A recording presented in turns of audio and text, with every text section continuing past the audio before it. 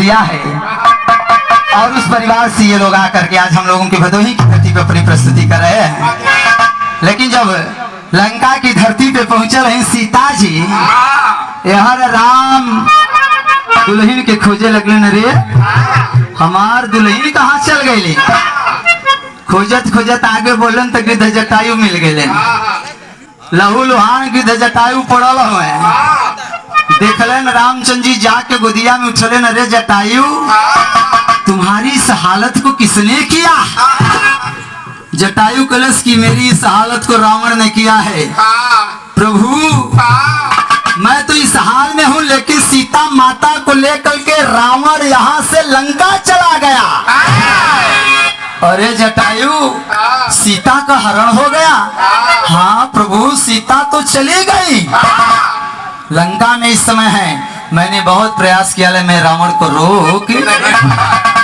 तब मर्यादा पुरुषोत्तम एक बंदरों की सेना को इकट्ठा करना शुरू किया है। एक बानर और लंका के धरती के राक्षसन के मारे थे। यहाँ जब पूरा बंदरन का सेना टीम तैयार भइल है और उसी टीम के बीच में वो है बजरंगी के फुर बुलावल गई भैया। और जो हनुमान जी की बुलावल गई तो रामचंद्र जी ने आदेश दिया कि जाओ जरा लंका में पता लगाओ कि सीता जी हैं कैसे, कहाँ हैं। और जब इतनी बात को सुना तो हनुमान जी चले हैं पता लगाने के लिए। और जब जाने लगे तो सीता जी की दी हुई एक मुदरी को मर्यादा पुरुषोत्तम राम ने हनुमान को दे दिया, क्योंकि अभी हनुमान से मुलाकात सीता का। तो वह मुदरिया लेके चलल हुए हैं। और जब मुदरी लेके लंका के धरती पे गए तो भइल करे बच्ची जला इंदा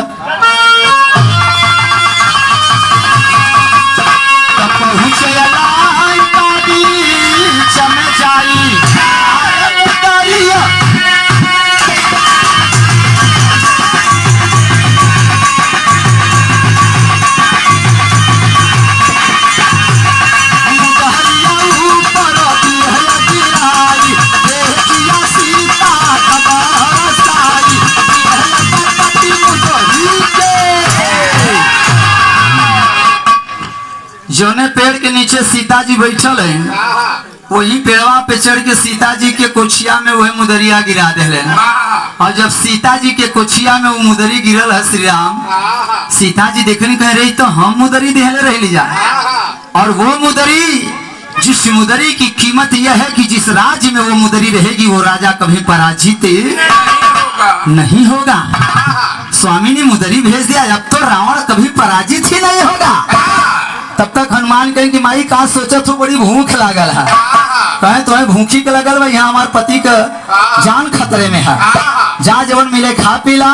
तो पता चला कि पूरी अशोक वाटिका को तहस नहस किया है। और जब तहस नहस करें तो बचावे और रोके के खातिर हुए रावण परिवार से अक्षय कुमार चला है। और चला रहा तो एक कई बार में मरलन तो पता चला कि धराशायी हो गई। मेघनाथ को भेजा पकड़ लाओ, कौन बंदर आया है, कहाँ से ये बंदर आया है, साथ में बंदरिया लाया है, खूब उछल रहा है, कौन उछल रहा है। और जब इतनी बात सुन लेना, मेघनाथ पहुंच करके आखिरकार उस बाण को मारा है जिस बाण के आगे भगवान ब्रह्मा का रूप समझ करके हनुमान भी नतमस्तक हो गए। बदले और बांध के हनुमान जी की लेके गए है। और जब गए हनुमान कल्याण की बनरन का सबसे बड़ा शान उनकर पूछिए होला, तो काहे न कर पूछिए जला दिया जाए। और यह सोच के वह पुछिया के जलावे बिना जब पूरा माटी का तेल लगा करके कपड़ा लगा करके जब आगे लगौलन है, तब रुद्र अवतार को दिखाने का काम कपिवर ने किया है। जय श्री राम का नारा देकर के अपने विशाल रूप को पकड़ा है। और पकड़ के ये प्रमाण ये मैं नहीं कर रहा हूँ, क्योंकि सोना कभी जलता नहीं है, लेकिन वेद कह रहा है कि सोने की लंका को उलट पलट करके कई बार जलाया और पूरी सोने की लंका को तहस नहस करके अनेकों राक्षसों को मारते हुए फिर माई सीता के पास पहुंच गए। और जब सीता के पास पहुंचे कहे माई अब जाइए, कहे जाते हुए लेकिन मुदरिया लेत जा। कैसे कि अगर मुदरी यहाँ रही तो फिर रावण मारा। तो मुदरिया के लेकर के रामचंद्र जी के पास में जाए गईलन। और जब गईलन तो कवि ने भाव दे दिया, कैसे बची।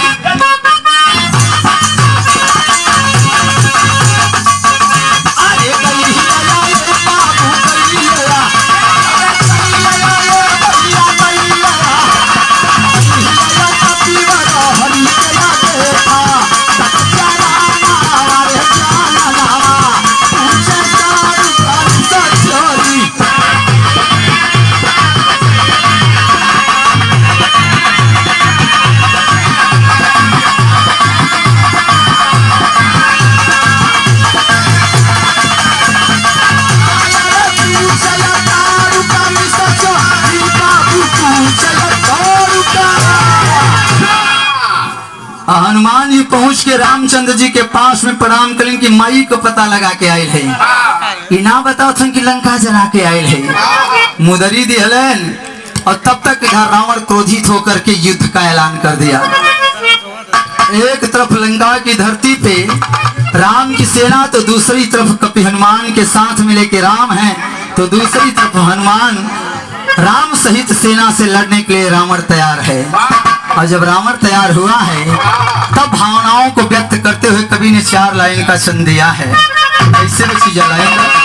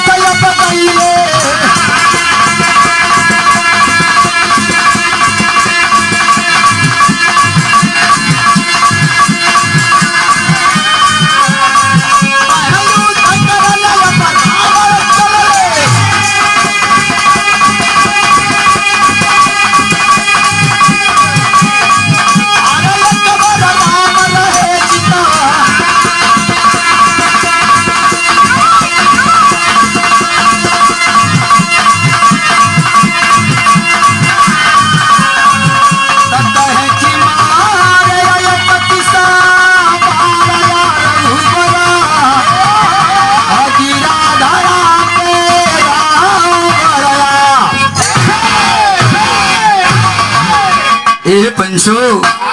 आखिरकार युद्ध हो गया और जब युद्ध हुआ तो प्रमाण मिलता है 1 लाख पूत 1.25 लाख नाती। रावण घरे दिया न बाती, रावण घरे दिया ना। लेकिन हनुमान जी लंका जराए के बाद वही कोठरी में गए, जोने कोठरी में मंदोदरी पहले से दिव्य ज्योति रखले है। और जब दिव्य ज्योति दिखलन तो अंतर्यामी भगवान शिव के रुद्र अवतार न हो। मुदरी के समझलन कि मुदरी ना रही तो रावण मारा जाई, लेकिन ये दिव्य ज्योति भी ना छोड़े के है। और एक फूंक मरलन प्रतिभा, तो दिया ऐसा बुताइल जैसे लागत आटी 4-6 महीना पहले का बुताइल है। और बुता के चल गए, पता न चलल रावण के। आखिरकार विभीषण के सहयोग से 31 बाण को चला करके रावण को जब राम ने मारा है तो जा करके धरती पे गिर गया। और जब धरती पे गिरल वही समय राम राम का शब्द दिया है। और जब राम का शब्द सुना तो रामचंद्र जी आके चरण के सामने खड़े हुए, क्योंकि प्रचंड विद्वान था, उसके जैसा पूरे ब्रह्मांड में कोई ज्ञानी। राम खड़े हो गए, हाथ जोड़ करके रावण ने कहा, प्रभु आपने मुझे मार दिया, इसका मुझे गम नहीं है, लेकिन मैंने सुना था कि सीता जी के अंगुरी में एक मुदरी है, और वो मुदरी जहाँ पे रहेगी वो राजा और राज्य कभी पराजित नहीं होगा। तो सीता जी तो अभी लंका में है, मुदरी लंका में है, तो आपने मुझे मार कैसे दिया? दूसरा दिव्य ज्योति मेरे दुल्हन के रूम में है, महल के अंदर है, और जब 2-2 अस्त्र मेरे पास में है तो आपने मुझे मार कैसे दिया? करण की तेरी दुल्हन ने तुझे बताया नहीं, क्योंकि दुखी है, वो जानती है कि बता दूंगी तो आधा तो मेरा पति पहले ही मर जाएगा। उस दिव्य ज्योत को बुताने का काम हनुमान किए थे, और सीता से मिलकर आने लगे तो वही मुदरी सीता ने अपने पुत्र हनुमान के साथ में मेरे पास भेजने का काम। मुदरी भी दिखौलन, दिव्य ज्योति का कारण बतौलन, तब तक रावण अपनी आखिरी सांस को ले लिया। और जब रावण दुनिया छोड़ लिया तब भगवान शंकर के पता चला कि मेरा प्रिय भक्त दुनिया छोड़ करके, तो हनुमान रामचंद्र के वह बाढ़ के आधार पे मरल रावण के लाश के खातिर तीनों लोग का मालिक चलल हुए। और जब शंकर जी चलल हुए तब तक राम सोचलन कि एकर दाह संस्कार कर दी। लसिया उठल ना साँझ हो गई, सोचलन बिहान एकर दाह संस्कार हुई। और रतिया में शंकर भगवान आकर के लाश लेके चले गए। और जब सवेर भइल तो भइल करे बच्ची आखिरी पड़ाव पे गीत देता हूँ, कैसे?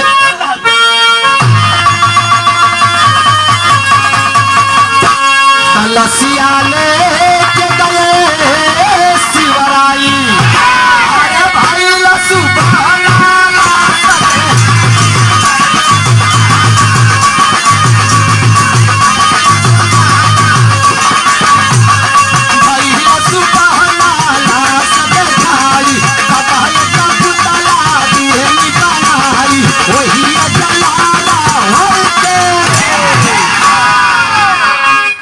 सवेरे लोग गैलन तलाश ना है। हाँ, तब लोगों ने जामवंत सहित विद्वानों ने कहा कि रावण की लाश तो ना मालूम क्या हो गई, हाँ, इसलिए रावण को जलाना जरूरी है। इसलिए रावण का एक पुतला बनाया जाए और रावण का पुतला बना करके विभीषण के हाथ से दाह संस्कार कराने का कार्य कर दिया गया। और जब विभीषण के हाथ से दाह संस्कार हुआ तो समय बीता पंचो, और जब समय बीता तो त्रेता बीत गया, द्वापर बीत गया, आज कलयुग है। और प्रत्येक विजयदशमी को रावण का वही पुतला जलाने का काम किया जाता है, रावण को मारा जाता है और उसके बाद फिर अगले साल रावण जिंदा। हो जाता है। और रावण तब तक जिंदा रहेगा जब तक हमारे आपके अंदर का रावण नहीं मरने वाला है। जिस दिन अंदर का रावण मर जाएगा उस दिन पुतला वाला रावण भी दुनिया छोड़ करके चला जाए। आखिरी लाइन कवि ने दिया है, कैसे बच्ची जलाएंगा।